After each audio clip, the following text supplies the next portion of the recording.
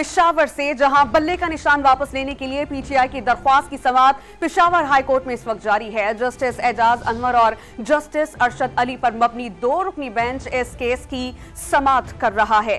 और इसी से मुताल्लिक आपको बताएं कि दौरान समाअत जस्टिस अरशद अली ने सवाल किया है कि इलेक्शन कमीशन का काम सिर्फ दस्तावेजात की जांच पड़ताल करना है, क्या इलेक्शन कमीशन पार्टी के अंदरूनी मामलात में मुदाखलत कर सकता है, जिस पर इलेक्शन कमीशन के वकील सिकंदर मोहम्मद ने मौक़िफ़ अपनाया कि पीटीआई ने इंटर पार्टी इंतखाबात शफाफ नहीं करवाए। कमीशन इंटर पार्टी इंतखाबात का लदम करार देने का इख्तियार रखता है।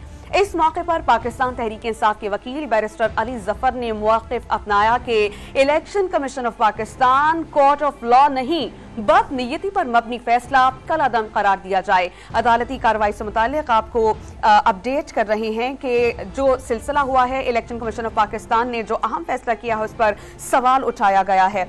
आपको इस बारे में बताएं कि पीटीआई की दरख्वास्त की समाअत पेशावर हाई कोर्ट में जारी है, जो उसने दायर की थी बल्ले का निशान वापस लेने के लिए।